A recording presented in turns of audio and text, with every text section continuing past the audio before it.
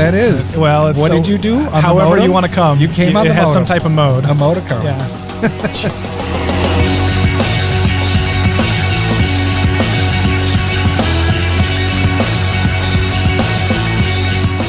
Command, CommanderSmiths.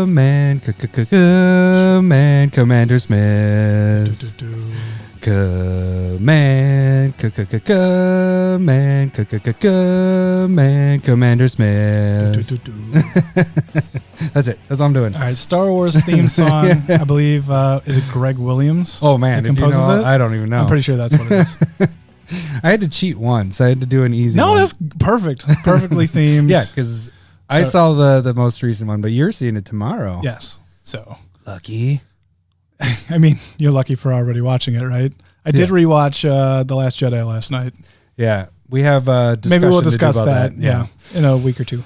Welcome to CommanderSmiths. We are the CommanderSmiths. I'm Adam Smith. And I'm Lowry Smith. Don't worry. We're cousins. This is really weird that I can hear myself talking. Oh, it's very weird. We switched up and put our headphones on so we can play fun buttons like this while we're actually playing. That's exactly what I'm thinking. Because last week it was funny when I was doing the editing. I'm like pressing the buttons and there's no reaction from you. I was like, oh, damn it, Larry can't even hear what I'm doing right now. So yeah, we actually have our headphones on and everything, and so we look more professional. Yes, we don't act more. Are we going to tweet out a picture of us in our cool studio? Apparently, I think so. We have to have records of the basement studio that we were in for what? How long have we been here? 6 months? June, July. Well, May. It was mid-May when we sold. So May, June, July, August, September, October, November. Yeah, we're almost 8 months. Jesus.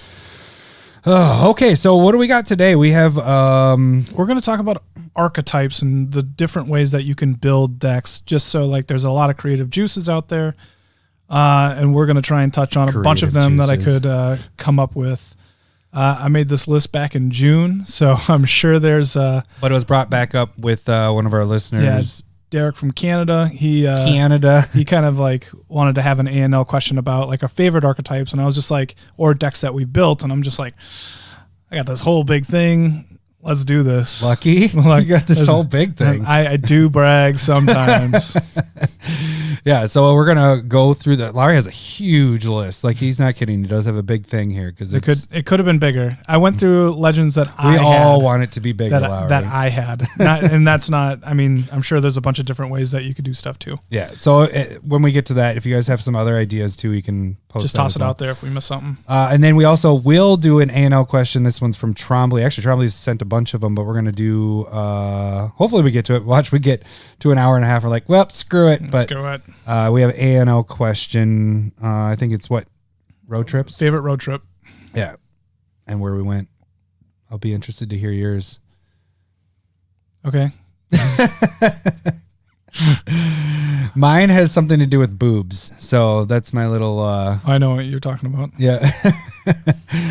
All right. So this week we had a couple... Well, we actually had a new patron this week. Yeah. Thank you so much, Mr. J. I like how you do it in the voice. Mr. J. Yeah. I hope you're very nice to your Harley Quinn. So, and then also... Oh, yeah. You guys can go YouTube. Still do that. That's a free way to... Support us. There we go. I was like, word is not coming out. And just cupping your balls, like, support me here. As you get older, they drop a lot. But yeah, then the patron stuff, I did do a proxy of the week this week, which was multiples. The Yodas. Yoda tutor. So I had made those before. I had, what did I have? You Vampiric. found the art online. And Vampiric and tweaked it, how demonic. And I normally like to use existing art, but this sometimes I do the theme art stuff or whatever for the proxies. And then I made a few more. So I did some updates to the ones that I had done before. And I think, what do we have? We had Vampiric, Demonic, Enlightened, Mystical, and Worldly Tutor. So 5 tutors there. So you guys can check that out on Twitter. And then Lowry was not sharing with me this week. What were you not sharing me? It was like a bourbon barrel aged from Indeed. It was pretty tasty. You're such a liar. It was decently tasty. They aren't listening to this. You're tagging them. You're tagging them. Feeling it. That adds to the tastiness.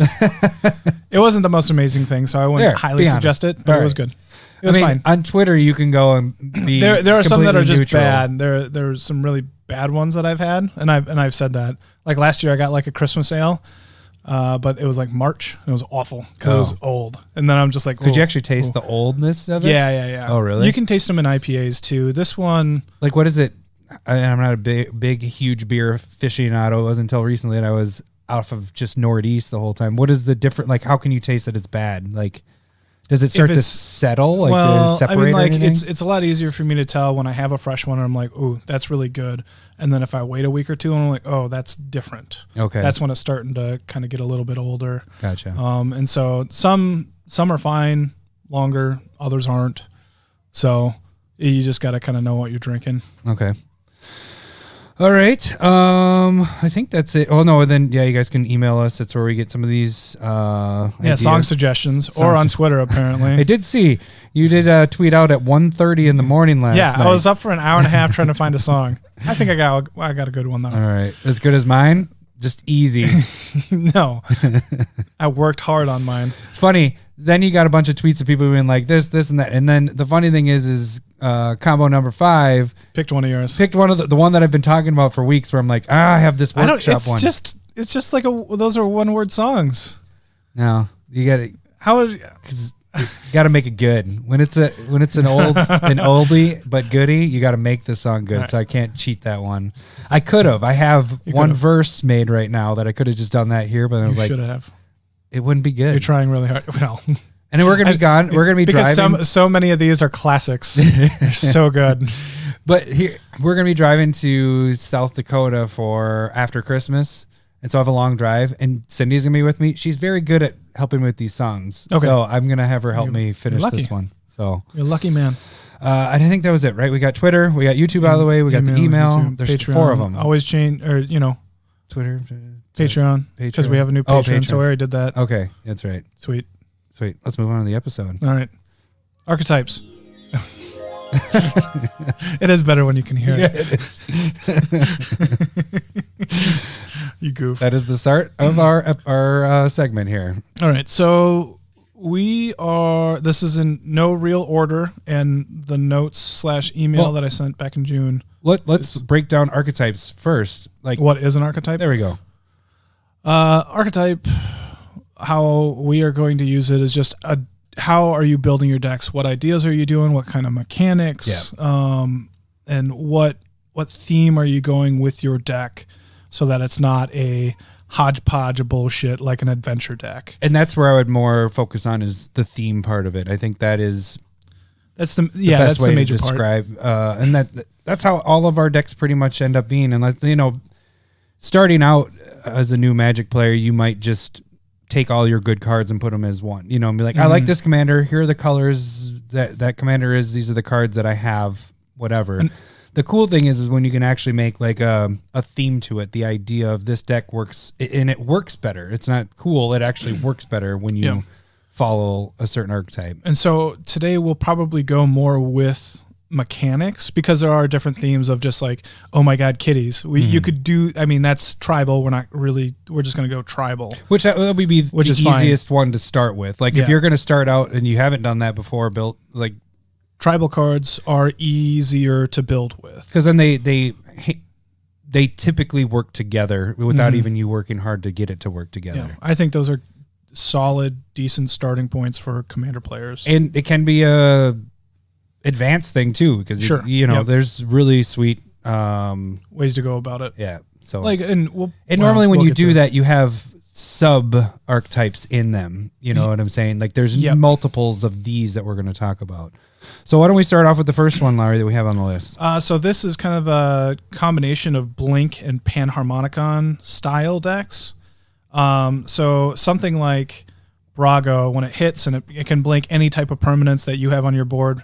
Like that, Jeremy has a pretty brutal Brago deck. And you have Rune, Amanatsu, and those kind of cards, they just are doing a lot. And if you can build a deck like that, that's really kind of a cool thing. And it kind of it works with Panharmonican style decks where it's like when something enters the battlefield and it doubles the trigger. So Yarok is your commander for that, basically. Or you can have like Inala, which is Wizard Tribal, and then you could also go Panharmonican Tribal along with that sub theme.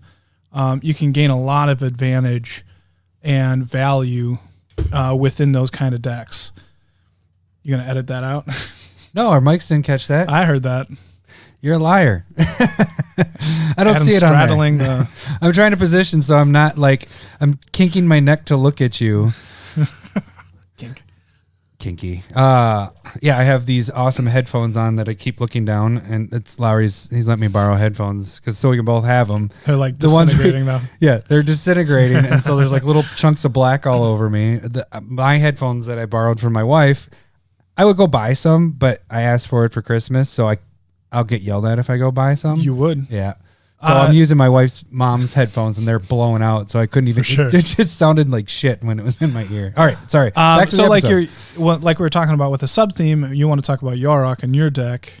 It's like you went all permanents. Yeah. You have like a sub theme of Explore going on. Yep. Oh man, what else is that? So you had some snow theme going on a little bit. Well, snow has been. Yeah, I guess you're right. Gosh, you remember my deck better than I remember my deck. You're welcome. You just have the trap in your brain that just keeps all that information in. Yeah, I wish I could do something useful with it. What you're talking about magic cards. Yeah, that totally. There's a sub theme of the snow covereds in there. I have. Yeah, you already did it all. The exploration. I was like trying to get me to go. I didn't want me to break it down more. There's also, I think there's a landfall aspect to that deck as well. Not that sounds right. Thanks, Larry. Thanks for helping me with my. I forgot about that. I'm sorry. No, I'm just saying. I was asking you. Don't I have that in that deck? Yep, you do. Okay, thank you. Validation. Oh. Okay, so here's a question too. Going off of this, do you feel like you have too many themes in that deck? Do you think you should boil it down a little bit at all? Or Yarok, that one does really well. It's all in play style, and that is the one that I needed to play more, because that was the time when I played it. The only time I played it is when we've had 3-person games. So, and that was the time it was me, you, and Trombley, Kalia, and Golos, where things. Yeah. I was always second place, first loser. First? No, I'd be second loser, I guess. Whatever. That's the first loser. Oh, dang it. That's the wrong button. I was going to do cool story, Hansel. I got to get these buttons written down so I know which ones. You just put pictures on there. I know. Well, I just finished these last night. I remember we came into this and I didn't think that they were working, and it's because the fucking headphones were blowing out. That's why they weren't working. All right. Anyways. All right. So another archetype moving on is hate cards. And so that's something like Rurik Thar when you're thinking about it. It's like, I don't want people to be playing spells or non-creature spells, and then you can find Rurik Thar or and add those cards in there and really gain that advantage, because other people are going to be playing many more artifact or spells, planeswalkers, all those things, deal them 4 damage with Rurik Thar. And so if you have something that you want to stop your opponents from doing, there are commanders out there that will help you in that regard. Jeremy has his Mogus deck that kind of does that, right? I mean, that's what the fitness is. Yeah, there are different levels of hate cards.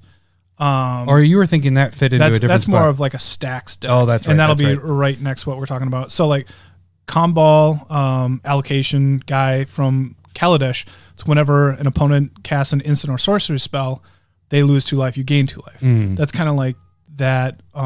It's like a hate card. It's like, hey, you're playing instants and sorceries for your control. I'm just going to make sure that I ping you every time you're doing that. And so Obnixilis the Unshackled, if you're sick of everybody playing fetches and searching for tutors, creatures, all that stuff, you're like, okay, I'm going to land this guy. Make sure if you want to tutor, you're going to lose 10 life, sacrifice a creature. I guess Necrosar could fit in this spot too, because it's drawing and and hitting people for life or drawing cards. Yep. And so that, if you know that there's going to be like Arcanus, the omnipotent deck that's going to be drawing a ton of cards, if you're against drawing card decks, you play Necrosar and you're going, well, if you want to draw 20 cards, you can take 20 life for that. And so, that's for sure a way of playing hate against your opponents. Okay, and then you get into stacks, which is what we kind of just mentioned about. Stacks are shitty. I don't. This is for sure my least favorite style of play.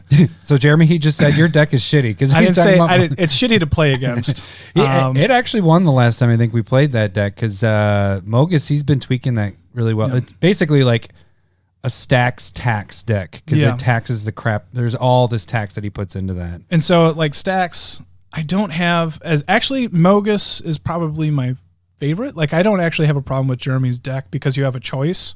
But like with Derevi, way to backtrack on that one. Yep. boop, boop, boop, boop, boop, boop. But like Derevi with Meekstone and just tapping all your opponent's creatures down, they can't do anything. Like just stopping the game sucks. Yeah. We kind of experienced that recently, didn't we? Wasn't Bill from Woodbury playing his Cloudstone Curio? No. It's Ward of Bones. Oh, yeah. Cloudstone. That's one I just sold. Yeah, Ward of Bones freaking held us down. Stopped the entire table except for him. Yeah, that was solid. Yeah. That was a cool card. I was just looking at that card being like, I want to put this in more decks because I don't have it in one. But, man, when you get it played, because the benefit of that is it only affects your opponents. So it really just stops them from doing anything. Or even with like a Lavinia deck. And so how a lot of people play Lavinia Renegade, Azorius Renegade is they play a lot of artifact ramp and then they Armageddon. Nobody has any lands, so nobody can play any spells. Then you can just continue playing your game. Artifact, so that's kind of like a stacks tax style. And do we have tax on the list? I don't know. Because otherwise it would just be stacks tax. I think we say it was stacks tax. Say that like 10 times fast. How about we just say stacks tax? Stacks, because tax is already in the word. Yeah. S-tax. That's weird. I don't know. All right, let's move on to the next one. Control. Second worst. So this is interesting. This is something that ends up being like Brawl. He's, whenever he counters a spell, you get to draw a card, discard a card. And then instants and sorceries you play cost one less. Like most people just build basically control. All of these are going to have blue in them because they're fucking control players of some style. Yeah. Talrand is a way to control the board while still advancing your board state by creating 2/2 tokens. That's how I played it. Like I locked down. It was a 7-person game, and I locked down 6 people playing, and everybody hated me on it. I was just like, keep your guy tapped. Nibblus of Frost, create a 2/2 Drake, create another creature, and everybody just was like, well, next game we're going to kill you. Yeah, the one I have in here, I put Rashmi as this spot. That could also be a Spellslinger, but Rashmi, when I've played that, I like that deck a lot, but we've talked about it before. When I played it, I'm playing on everybody else's turn. No one's really able to attack because normally I have constant miss because I'm drawing so much and that's in my hand. I do have 2 counter spells in there, but they're buyback ones, so I can keep bringing them back. You completely lock down from anybody doing anything to you, and it kind of it's fun because you're winning, but then when you can see everybody else isn't having fun, then it sucks, and that's why I don't play that deck very often. And also, once you get to that point when people know that you're playing counterspells or just like that control aspect. This, at least where I play, is I try and keep you in check. And I need to get you in at least a manageable range that if you're going crazy, the entire board has at least a shot to get to you. And we've talked about that in the kill on sight or whatever. I think that was part of that, where when you saw that I played constant miss once, then you just kept going after me, and then you convinced everybody else to do it because I'm going to have to keep sacking my land, or I take damage, decide how I want to do that. And that, I think the last time I played that was when Paradox Engine still wasn't banned. Yeah. So I don't know how that deck, because normally that's the thing that really helps that deck is the Paradox Engine. And so you can build control decks, and there are a modicum of ways to do it. I probably use that word wrong right there. Yeah, I don't I don't even know what that is. Well, what did you do? However you want to come. You came on the It has some type of mode. A modicum. Yeah. Jesus. That was weird. I don't know why I said that. I apologize. Oh, don't send me a dictionary. Number 2. Number 2. I forgot to load that button. I was going to cut that button. Hey, number 2. Number 2. So yeah, that's definitely a version or a way that you can build a deck. Stealing. This is one of my more favorite ways to build decks. So you can, if you want to steal people's permanents, like Gonti, Olivia Voldaren. It's funny that this is one of your favorite, because you wonder why people are like, kill Lowry first, because that's probably the thing we talked about before is taking people's stuff. and then them not being able to use it pisses people off so much. It really does. I thought of Adele going and stealing people's artifacts, send triplets, stealing from their hand. That's why I killed that deck, because I did it to Trombley one game and it just felt bad. And I'm like, I'm sorry, dude. I gotta take from your hand, because he was the only one I could play spells from, I think is why I picked him. But I actually you should feel bad. Ilhrog is built that way. I built it so. But I built that because that was part of my evasion of Ilhrog, is like and we'll get to evasion as well on this list, but Ilhrog being in play, I needed him not to die with his attack. So part of that is when the creature comes in, I'm stealing their creature so that I have a way to get through. Hopefully it's a creature that would have killed mine, and then I have sack outlets to get rid of them. Yeah, and that's what I was going to say. Like if I'm playing a stealing deck, I like to have a sub-theme of sacrificing creatures or permanents in general. For sure. Just so they don't get it back. Mm-hmm. And so that really pisses people off. Yeah.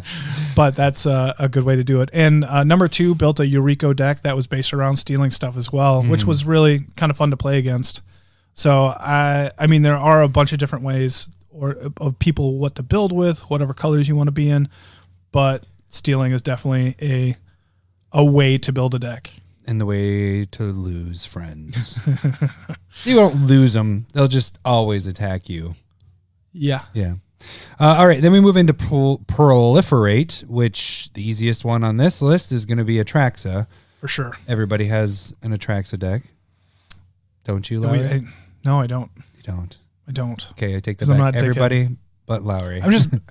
it is the most built commander out there. I mean, there's a bunch of different ways to build it.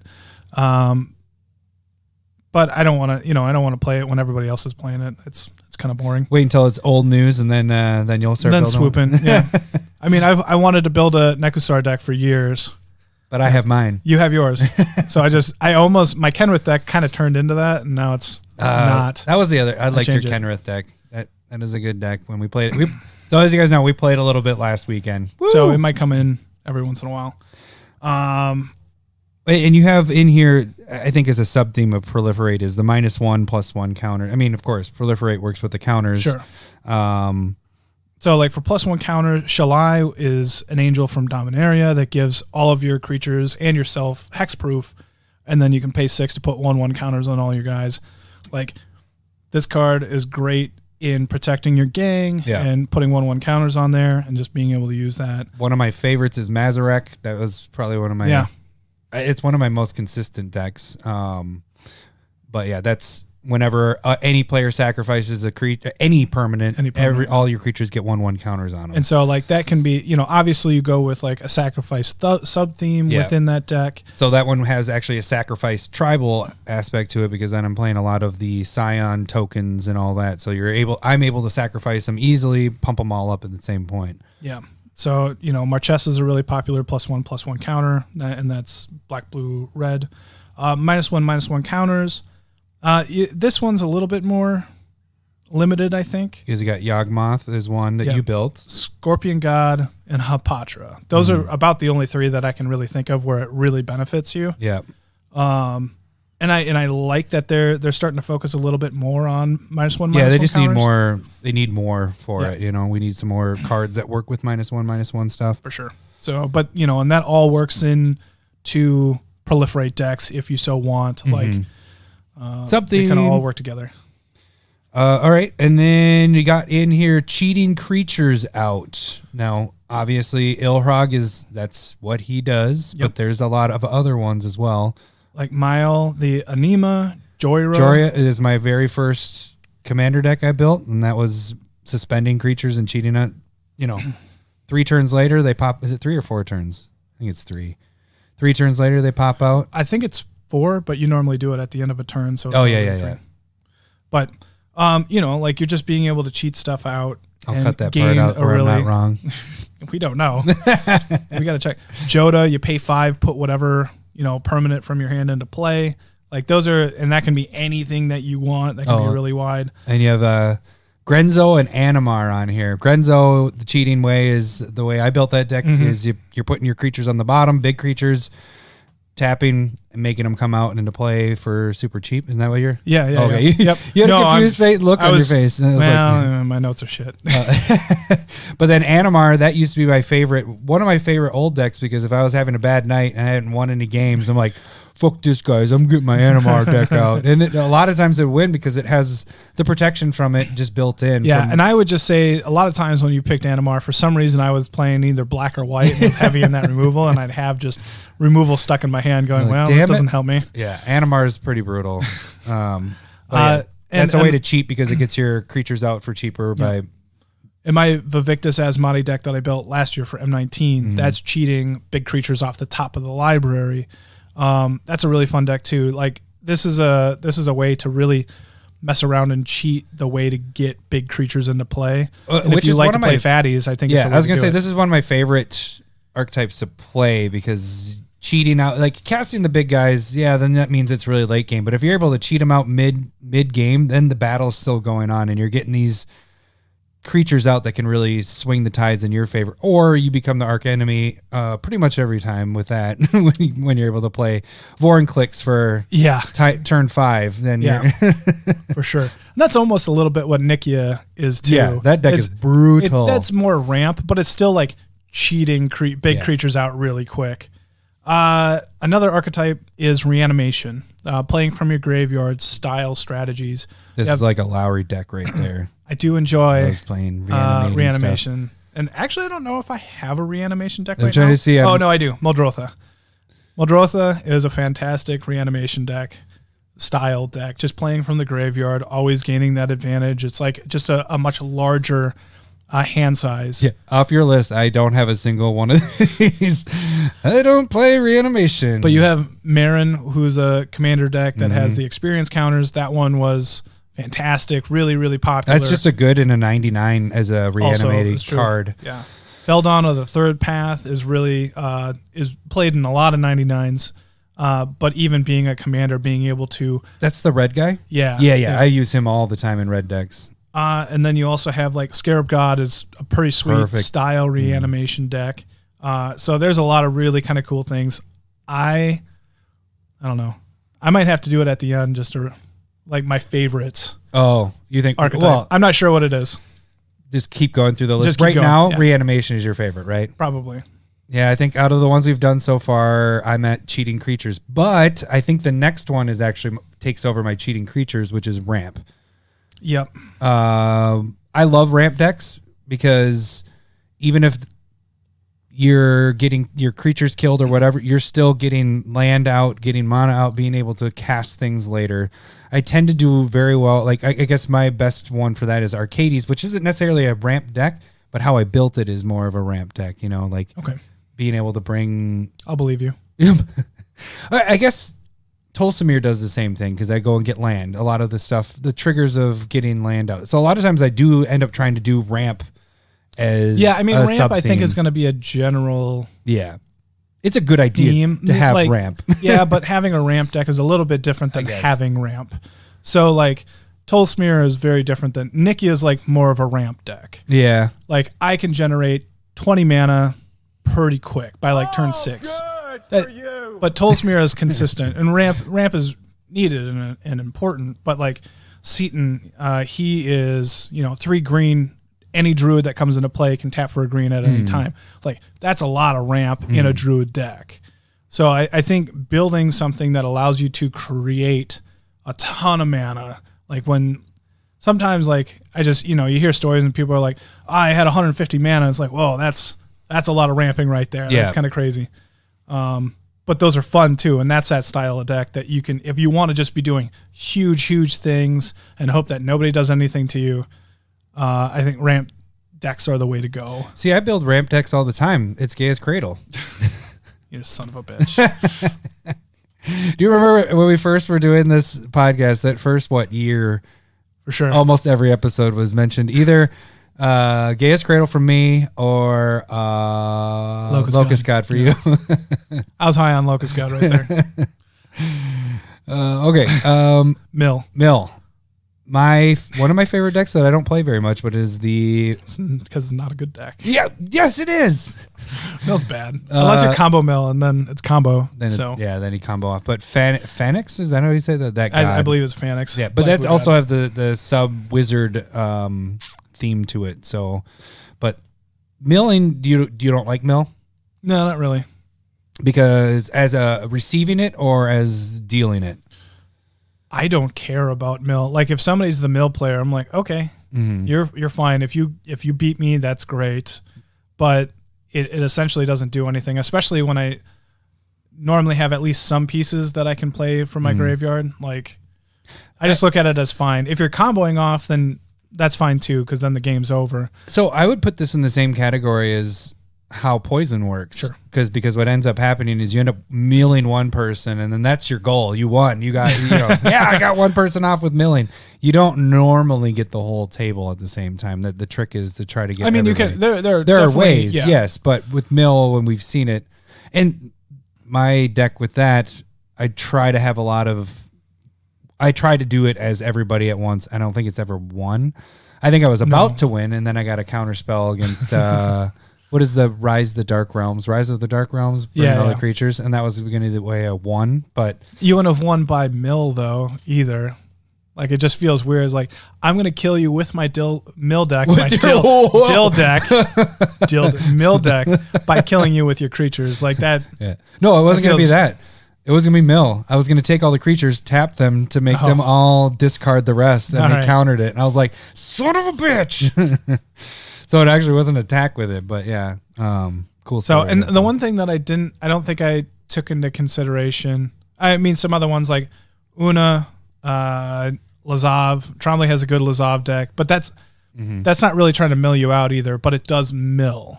And then he's turning Lazav into certain creatures. He's just trying to get a creature from it, a good creature. One thing I don't think that we considered is self-mill, which is a legitimate strategy that I think I would like a lot more, like Lab Maniac, Jace, Willer of Mysteries. Right. That's how you win, is just trying to get rid of all the cards in your deck and then winning with those two cards. What's the deck that I built that has that? I did have one that I built recently because I used Lab Maniac as... I don't know all of your decks. Come on, Lowry. You're supposed to help me out here. For some reason, I have it as in my head that Nekasar is that I have it. It might be Nekasar. I kind of feel like that's the... That if I can't kill people that way, I just win the game by doing that. I think that's where it is because that's my biggest draw deck. Okay. Chaos. Chaos. This should be like Lowry's staple, but you don't have a lot of chaos decks. I do have It's a little too much chaos. I think my Zender Split and Okun is really good chaos deck. It does depend on the flip coin. But you hit 3 flips with Okun, you kill somebody. Mm-hmm. And if you have Okun and Zender Split out, you can. And if you're basing the deck off of flipping coins, that's the part where the chaos comes in, because it isn't like this is the amount of damage you're going to take. I'm always powerful. It's like I could be powerful. Yeah, exactly. Yeah, and like another one is Yidris, which or Mel's from Wanderer, like just being cascading. Probably the new sliver is a little bit of chaos. I was going to say the first sliver would be in there. Arjun is whenever you play a spell, you just put your hand on the bottom, draw that many cards. So like the chaos comes in with, I don't know like what I'm doing next, because I literally got to draw new cards. I would say this intrigues me quite a bit, because how we've kind of changed our stuff from tutor, from down tuning it a little bit by not having tutors as much, is more chaotic, because then it's just more of the luck of what you're drawing, kind of, in a way. I can see that, yeah. So I know I shit on slivers so much, but I am so wanting to build the first sliver deck, because it just seems kind of interesting. It's all cascade, but it's slivers, so I don't want to build it. How about you just put changelings, all changelings instead of slivers? But then you don't get any benefit from the slivers that come out. Well, but you're getting a bunch of changelings. Your feelings are not my problem. It's harsh, sorry. Another thing is like Ruhan of the Fomori. That's like it's a 7/7, but it has to attack, and it's randomly who it attacks. Mm-hmm. That's kind of like a fun little like, oh, it's not my fault. The coin made me attack you. That's your way of people not getting mad. And they still attack me. It doesn't matter. Well, you would add your what's her name? The from not this year's commander set, the one before, where you give her to somebody else and they have to attack anybody but you, the black and red gal. Oh, Xancha. Yeah. Xancha I don't know if I'd call that chaos. It kind of is. It kind of is because it's creating You're making the situation. Yeah. The situation? The situation. What is his thing that he would always say? I don't remember Jersey Shore very well. Hey, no, that's Fonzie. Yeah, buddy. Yeah, buddy. I got nothing. I think that's what it is. Yeah. Jersey Shore. So, like, there are different ways. If you like a little bit of chaos, I think you can just, like, build it within decks a little bit just to create situations where people are going, what the fuck are you doing? Like, I like that little bit. Like we've mentioned before, you like putting Chaos Warp in your deck. Yeah. I mean, that's low-level chaos. Sometimes you can just fucking do some crazy Chaos shit. is fun because it does just seem, I don't know. I like chaos. It, like you said, you can claim it's not your fault. I don't think I like it as an entire archetype. No. But Having I like to put it in and put people in situations where they have to make decisions. I like that aspect. I would throw goading in here with chaos. Yeah, sure. So I can believe that. Mercy, Bringer of yeah. the Coil. Yeah. Which I really like that card. It almost made it in, spoiler alert for next week's episode, which we're doing in an hour. It almost made it in my top 10 cards of the year because I like that card so much. But it's so color dependent, the 3 colors there, that it's like, But the goading, so in general, what Disrupt Decorum would do the same thing. Yeah. Some cards like that. Another archetype would be Super Friends. So we're talking Atraxa again. Planeswalkers for sure. You got Ramos. I know my buddy Ken, his Ramos Dragon Engine is Planeswalkers. So he's playing Planeswalkers, removing those counters to have more land or mana to play more Planeswalkers. And that can be kind of powerful. But it just allows you to play 5 colors. I like that a little bit. Yeah. You have, like you said, I like Narset, Enlightened Master. That's the one where you attack and then you get to reveal the top 4 and then cast any non-creature spells from it, or non-creature, non-land. Yeah. And so you're just putting them into play for free. One thing I noticed that you don't have on the list, which kind of reminds me of Super Friends, is group hug stuff. Wouldn't that kind of fit in You might be right. I might have missed that. No, let's just throw that. So group hug decks I don't like as much. For sure. So what's the one, the commander that does that, that you were playing for a while there? Hug Brothers? Yeah, the Hug Brothers. What's their name? I don't remember their name. Hug Brothers is a really good nickname. But what ends up happening, in your case, is you try to help everybody out and it just backfires and goes at you. Yeah. I think Edric is another one that would fit in a kind of, because it's if you're attacking other players, you get to draw cards. That always backfired at me too whenever I played Edric. Yeah, Zedru the Great Herder is probably the top group hug deck where you're just like, hey, I'm going to give you this, I'm going to give you that, I'm just going to draw cards and gain a bunch of life, and you guys get stuff, and then somehow they win. Yeah, out of nowhere. You're just like, well, sure, okay. So those are my least favorite. I like playing against them because it just feels like I don't ever see the group hug win very often. That's kind of how I look at Nekusar as well, is a little bit of group hug. I would prefer, I will draw all the cards all day that you want until as long as we're all, if we're within 10 or 15, that's when I start going, or maybe not, maybe 15, 20.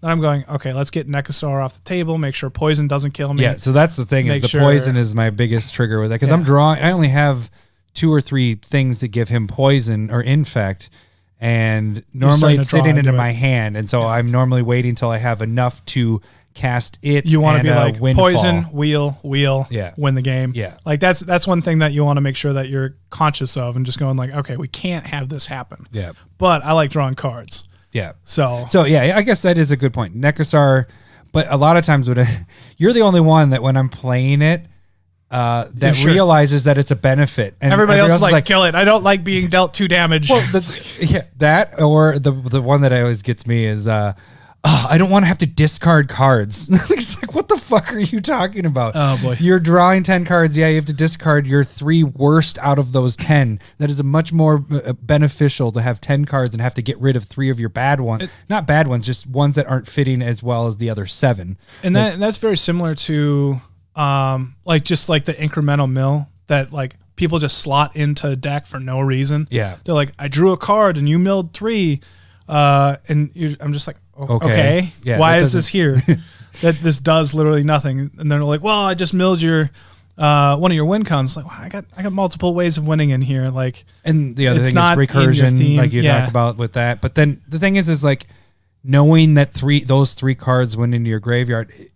Does it matter if it's in the bottom of your library? You know what I'm saying? Like it doesn't matter that it got milled out. There's 100 cards in your deck. You're going to draw something different. It doesn't. Those 3 cards did not determine that you just lost the game. Yeah. So same thing with Nekosaur. Same thing with Group Hug. Like you should just be really happy. But again, if you don't know the deck, keep them within a hugging distance to be able to just be like, okay, you know what? Because they're not doing anything but helping you. But you want to make sure if they're doing any shiesty moves, it's just like, okay, you're done. Yeah, because you're already benefiting so much from it.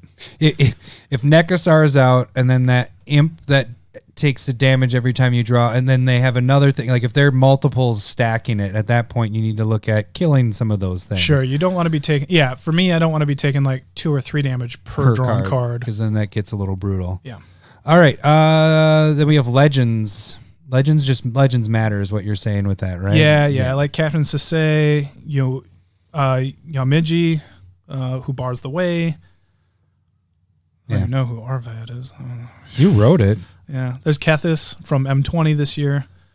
So there's some legend matter type thing. Like I really like Captain Sasay.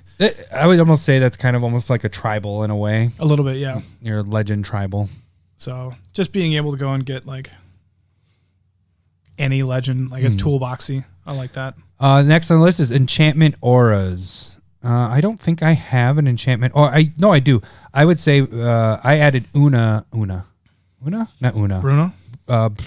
Aloro is what I did with the enchantments. Yes. But see, that's another sub thing because you're gaining life, and then I did the enchantment base as that. But you have, we have Bruna on here. Do you have a Bruna deck? You do. No, I don't currently. I have a Kestia deck. So like whenever an enchantment or a creature that has an aura on it attacks, draw a card. So that's very enchantment based. I played it once or twice. Okay. It was pretty solid. I liked it. So enchantments, there's Tuvasa. Everybody hates Zur. Zur for sure. Yeah, enchantments can be, that's a little bit, like there's a lot of cards that deal with benefits for enchantments, and you're just going to be able to get that benefit and allows for different ways of building a deck using different cards. Then we got Voltron. Ural, the Miststalker, Zur, Bruna, anything that's building up your commander or creatures and just being able to, they're working towards commander damage or... Which we have equipment as the next one, but I would say this also, Akiri that I have with mine is Voltron equipment deck. Yep. So a lot of times when you have an equipment deck, it's a Voltron deck. I would say 9 times out of 10 you're building it that way. Yeah, and like if you're having like an aura based deck, like Bruna is also a Voltron style deck because it's just putting all the auras on Bruna. Yeah. And so like with equipment, I've played around with like a Tajik equipment deck. He's indestructible, so like equipping to him makes it harder to kill him and wasting your mana. Balin is from the cat deck, and you pay a white and a colorless. All of the equipment equipped to him. That could be really brutal. You got Godo, Nahiri, the Planeswalker one that puts them into play. Akiri, like you said. You got SRAM, and that's going to be lower ones that allow you to draw more cards. So there's some really kind of cool ways to build equipment decks. Yeah. So the next one would be Destroy/Sack. We can do that. Because I would have, and I wrote it, you wrote it in here actually, and then I wrote it again. Tesa would be my, because that's a sack. A lot of times when I'm sacking things, having them destroy multiple things, having the trigger happen twice. Yeah, I think all the Tesas kind of work that way. That's a like good point. The big one, if you're getting hit, their creature's destroyed, so you're controlling the board that way. The and other then the first one, sacrifice creatures, destroy something else. That's a good way to go. Then you have like Glissa, the trader. That's where If one of your opponent's creatures die, you get to bring back an artifact from your graveyard. So that can be like, you want to be able to kill their creatures. You also want to put like sub artifact theme. So you have, there are just other legends out there that just like kill creatures and that they just help. What's the 5-color baby from Conflux? Avatar? Fuck. Oh, isn't it Shards of Alara? Might be Shards of Alara. It's from that block. Like that's the name of it? Alara Reborn? Alara Reborn. Okay. Yeah, I knew I was like Alara is in the name. No, that's Child of Alara. There we go. Shards of Alara, Alara Reborn. Conflux. We said all of them in that block. And then whoa, what happened there? Puberty. I wish. I was totally. Oh, dang it. I keep pressing the wrong buttons. At least I can stop it when I press the button. That was a longer button that would have gone like 15 seconds. All right. So attrition might have been the sack. Yeah, I actually read that under. I was like, attrition is probably where you had that. So you have like Yahini, where you're sacrificing your creatures. Hopefully, if you have Grave Pact out, they're sacrificing their creatures. The Yahini's getting huge and destructible. You have Shadow King Brothers. That one's kind of slow and really grindy. I could almost, but Krav and Regna. This is where I think Teysa comes into play really well too. There's Bantu, the god that was printed in War of the Spark. These things are like, and Yawgmoth is kind of similar to that too. It's like, I'm going to sacrifice my own stuff for an advantage that I'm trying to tweak towards myself as well. Yeah. I think sacking and destroying is kind of where I like to build a lot of decks with that. And I tend to have a Grave Pact in a lot of decks, or your Butcher of Malakar and all that stuff. Yeah, and and then it gets around the indestructible people and the hexproof and all that stuff. Yeah, so you're able to affect those Voltron players pretty greatly, or somebody that's if it's Dragon Tribal, they only have potentially 3 out, and you're gaining a lot more value that way, sacrificing your Slimefoot, Sapperling, stuff like that. Yeah, that actually Slimefoot would be the one I was thinking of too. All right, then we have discard, which kind of goes into your mill yourself in a way. It's not milling; it's more of your discarding from your hand. But you have Xancha in here. That's where I'm making everybody discard cards because I want them to draw cards with Xancha, which burns the player whoever has it. I don't have any discard decks really. Because I'm looking at your list here, and I don't have a single one of these guys. So there's like Nath of the Guilt Leaf. Whenever an opponent discards a card, you get a token. And so if you have like a discard sub-theme there, your elves, and those are ways that you can kind of work with that and be able to discard a lot of people's hands. Yeah. Draw cards. Draw cards is my favorite. That might be mine too. Because I have a couple in here. I mean, I have Locust God, Niv Mizzet, which depends on you drawing card or you drawing cards doing damage. And my favorite, Yuriko, because you're also drawing cards and dealing damage. Big damage potentially. Sure. Azami and Arcanus, the Omnipotent, that's drawing a ton of cards. Nekasar is in here again. Nekasar fits in a lot of places. Yeah, it does.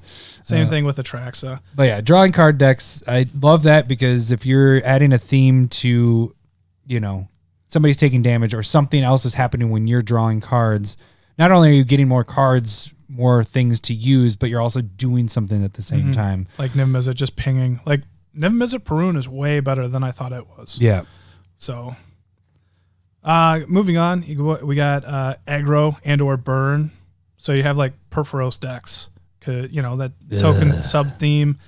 It's brutal. I mean, Perforos is good. Like that just goes in if you're playing tokens. Like you said, you're just doing a lot of shit. You have Miri, Captain of the Weatherlight, that like makes it so that they can only block with one, and you're getting everybody through. And then they can't really attack you back. That's a really good one. You have Marissi, which is goading. And you have one of your favorites, Feather. Feather is great. And I look at that as like, it's a aggro burn. Like, that's probably why I made this deck. Because it's like, I have a lot of enough burn in that deck. And then I'm also trying to kill somebody with Feather. So it's like Voltron. Yeah, I was going to say, drawing that fits in a Feather or Voltron type thing. So it's interesting. This does end up being like a poison, very similar. Like hopefully you're not using all of your resources to just knock out one person and then you're done from the game. Like that is a possibility as well. But yeah, that's kind of what happens with burn a little bit. You can burn out. Yeah. Boom. Wait, let's see if I get the laughter one. That good one enough. Works. Yeah. That wasn't the laughter. Oh yeah, I deleted laughter. It's both drums. Then there is attack centered. This is one I really enjoy. So that's something like Rafika the Many, Gahiji, Aurelia. Like with Rafika the Many and Gahiji, when you attack, those triggers can stack if you have another attack trigger. Like, so Gahiji, you attack an opponent, all your creatures will get +2/+0. They attack again, they get an additional +2/+0, so they're all +4/+0, which ends up being pretty big. Or you have a Helm of the Host on them, and then they really get big. Woo! So it's like, I really like it when you're getting a benefit out of attacking. You know, you can even put Zur the Enchanter on this, Matamai, which is take an extra turn if Matamai hits. You just double strike that, get 2 turns. You know what I'm realizing while looking at this whole list? You know, I have certain ones that I'm like, oh, this is the deck I've built, and this is the deck I built. I'm like, no wonder you can build freaking a deck in a day, and you build like multiples in a month, because you pretty much have all these decks built at one time. Well, it's just, we can talk about that at the end. It's crazy.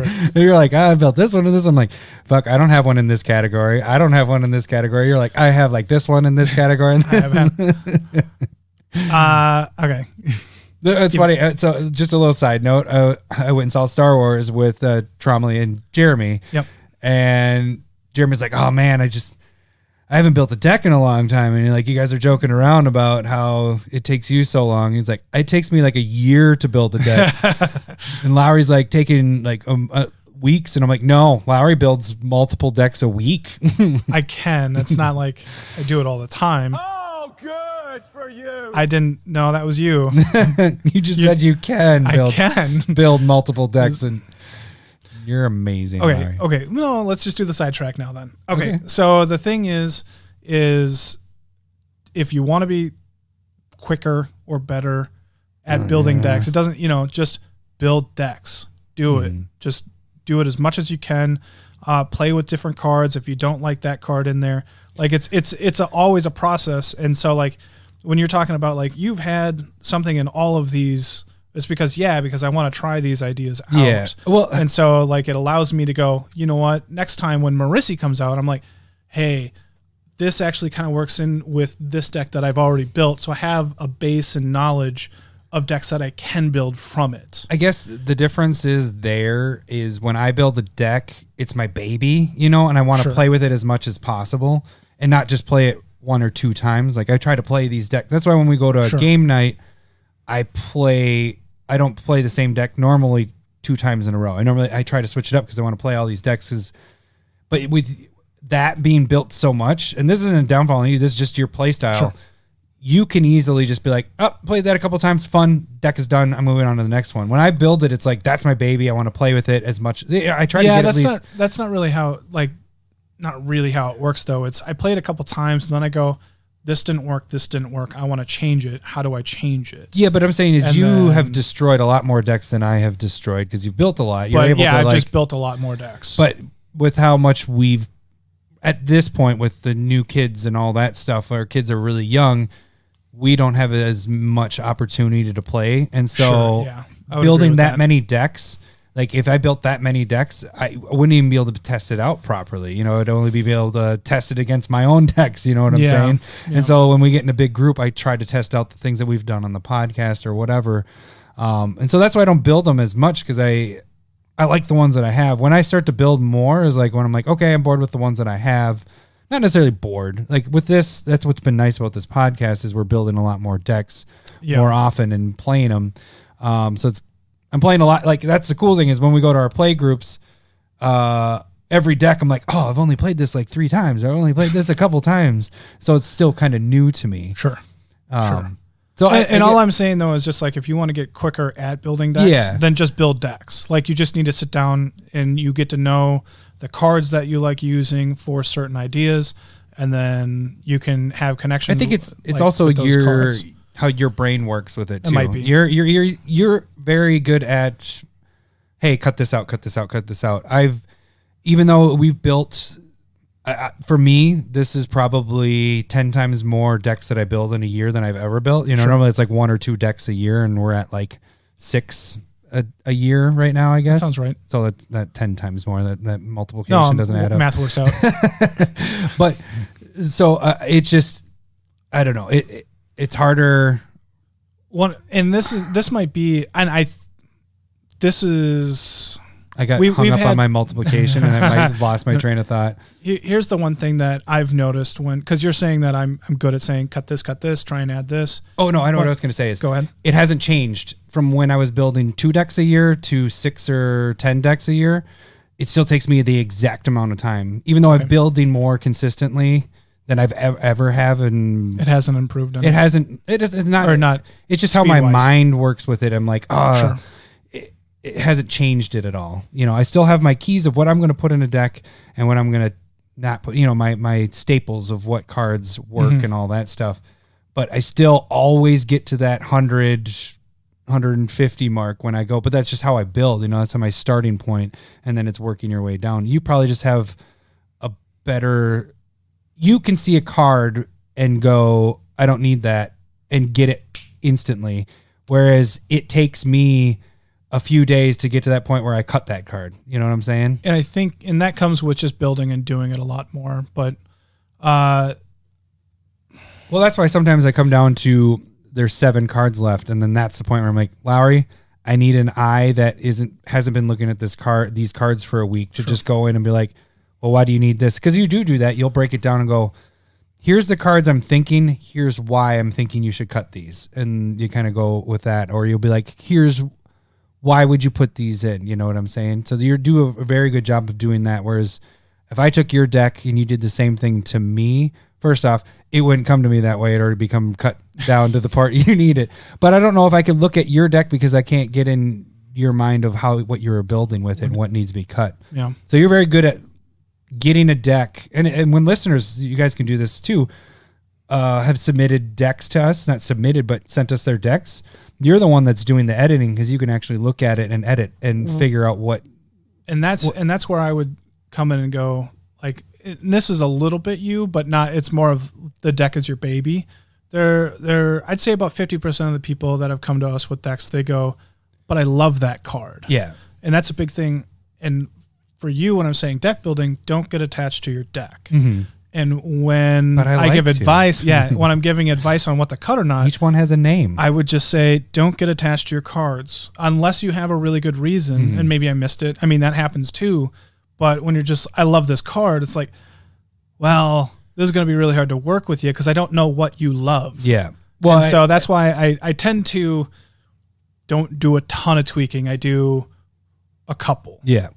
And I will say I'll fall into that trap a little bit sometimes where it's like a new card that I want to use really bad and I try to fit it in decks where it's like, it doesn't even fit in the theme. Why are you trying to put, then that's kind of the last step when I'm like, okay, why is this even in here? You don't need this in here. So then I'll end up cutting it at that point. And I think that's a big reason why theme and archetypes are really important. And also trying new cards is an important thing too, going where does this card, what kind of archetypes does it work in? Too, because you can sit down and go, this card is really good, but this card's way better in combo and control. Like, if you know that, then you know to go to it. So it was a fun sidetrack.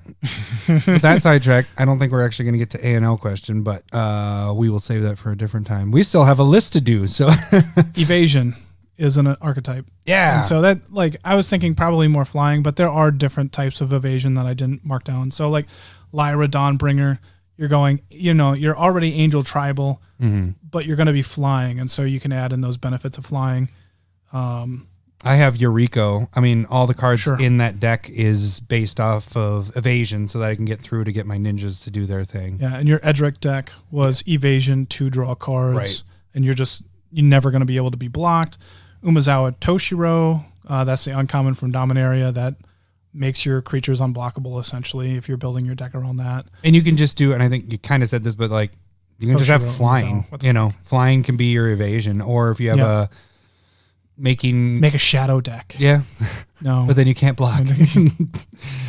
But yeah, so just as simple as flying is a pretty good evasion, because when you're playing against 3 other people, most likely somebody doesn't have flying, and that's your evasion to do your thing.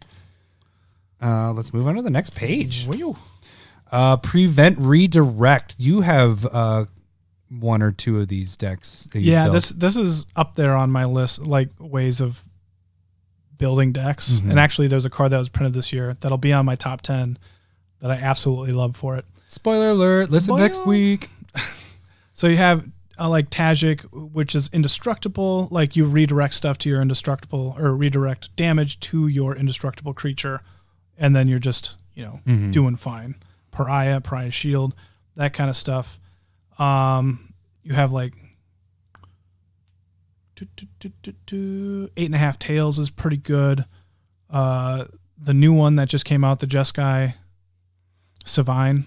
Savine is one that I do redirecting. Put Pariah on him, on Savine, and then all the damage that's dealt to you is dealt to Savine. That damage is prevented. That's kind of a fun little way of doing it. So. Then we go into life game, the easiest one, the OG, Aloro. Aloro's pretty great, pretty hard to deal with. Yeah, that's a good deck to start out with. And actually, in fact, one of my buddies, Keenan, he came to one of the game nights the last time we played. Mm-hmm. He's going to build a deck, and that's what he's going to start off with is Aloro. And that's a really good starting point, because you're just gaining life and you don't have to worry about it being in play and all that stuff. And it's not threatening to other people unless you're starting to damage people with like enchantments and whatnot. You have combo. If you're building combo, that one's a little bit hard to, you have like Prosh. There's Sharoom, bringing artifacts back, copying it, like just... This is one that we don't do. Yeah. And I think it's also, it's hard to talk about really well. Mm-hmm. So, because we don't play that archetype almost ever. Yeah. I haven't seen that one out at all. Then you got combo. I like what you wrote, or not combo, tribal. Literally too many is what you wrote. Too many. Literally too many. I don't want to. Even when we were talking here, things that are not necessarily the creature is a creature type. You can have, like I said, legendary is a tribal style deck. Yeah. Your Tolsmir deck is a wolf deck, but also life gain. Mm-hmm. And so there are sub themes that I would like that I like or you like. And your Rico is a ninja deck. Yep. There's not a lot of them, but it's a ninja deck. But you're also stacking the top of the deck with that one. So that's a bit of a sub theme there. Then you got good stuff. That was more of like, I don't know where to put it. Good stuff. Anything Razaketh. So Razaketh is good. What are you going to do with it? Good stuff. Good stuff, obviously, with it. Marilyn that's like nobody can draw cards, but you get to go and search for any card and pay 2 life and put it into your hand from your library. Like, I don't know where to put that. It's in good stuff. It's good stuff. Spellslinger casts. I have Niv Mizzet in here because that'd be not the Niv Mizzet, the newer, not the reborn one. The Niv Mizzet where when you play instant or a sorcery, you get to draw. Yeah, that's Niv Mizzet Perun. That's a new one. That's not the newest one. Yeah, it is. Wasn't it the 5-color one? Or 4-color one? That's Niv Mizzet Reborn? No. That's what I said. Yeah. Okay. That's the one that puts a bunch of cards into your hand. Yeah. Okay. So Niv Mizzet, the plain spells. I wasn't really paying attention to you. I'm sorry. Of course you weren't. Mizzix. There's Wart. You got Feather Mother in here again, of course. Yeah, you could have Feather in here for sure. Feather would be a really good one. I like that one. Okay, and then we get Tokens, which is another popular one. Could also say literally too many. Yeah. But, Tolsimir fits in there. Yeah. There's so many different token decks. The Oketra deck that I built is a token deck, 4/4 tokens. Yeah. And that's when you say you're going wide is with token decks. Yep. You got Edgar, Brimaz. Gahiji turns into a token deck. Token decks are fun because you just have your meat force. For sure. For sure. All right, and then Artifact. I mean, there are a lot here as well, but the Saheeli is really good for the 2 years ago Commander set. Yeah, for sure. And even the War of the Spark Saheeli is pretty sweet. That's that's true. You get 1/1 artifacts when that works. There's a whole like artifact deck that you can build. Yeah. And there's a couple of different pieces that you could put into it. Like Shroom works with artifact cards. There's again a little bit like a tribal deck here. I think Urza would fit. Yeah, I guess that artifacts would be kind of a tribal, but Urza would fit really well in here. That from Modern Horizons. Yep, for sure. You get that, and that turns almost into like a ramp deck as well. It's like an artifact ramp deck. And then last one we're going to talk about is Landfall Matter. That's like Lord Windgrace, Doyen Nar, which is like whenever you play an instant or sorcery. So that's like Spell Slinger, turn your creatures or your lands into creatures and attack that way. Newmont, you're destroying other people's lands because you're a dickhead. You got Omnath, which is any of the Omnaths really, kind of. Well, I guess the green one would be more of a ramp. That's more of like a ramp one, yeah. You got Mina and Den, Gitrog. You like that one's my fave. One of my favorites. Yeah, it's got to be in the top 5 because that one you're just drawing, playing land, and killing shit, and it's a good card, good commander. And that you already said Mina and Den. So yeah. So what? Do you have a favorite out of all of it? Yes, I do. Well, I wrote down. Are you going to go draw cards? Oh, favorite archetype out of the whole thing? Yeah. To kind of answer the question / top off the episode. Yeah, I would say drawing cards is probably my favorite. It's easy though because you can do some cruddy stuff to people by just drawing and not having to actually attack anybody. It's the easiest one. You can kind of sit back and not really do anything. And sometimes I like that because it's just like it happens all at once. Sure. I think the most unique one is I like Chaos. I like that one. I want to play that more. I just want more things to work with. Yeah. What about you? What's your favorite? I'm probably like Landfall, Reanimator, like jamming those two together. What? Like look at my favorite artifact and my favorite sorcery, Life from the Loam, Crucible of Worlds. Like it's just like I want land in my graveyard. I also want to bring those back. And like when we play games and somehow somebody has more land than you and you're like, how did you get that? Yeah. You're very observant of how many lands everybody has, and they better feel like not I should have more. Yeah. I think that fits you pretty well. But also, like, I think my favorite mechanic was probably Landfall.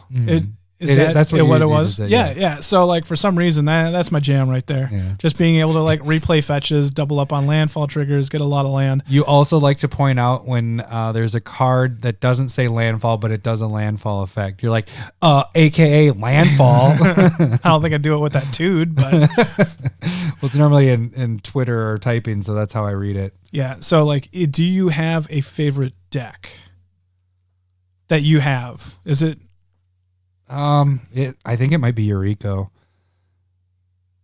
Just like drawing and draining everybody. Yeah, it's doing what I like to do. It's drawing cards and it's hitting everybody at once. But I'm also attacking, so I'm being a little bit of aggressive with it. Mm-hmm. But that one's fun because I don't normally get mana screwed because I normally am drawing enough. Mm-hmm. And even if I do, I don't need a lot of mana to do the things I need to do because it's normally...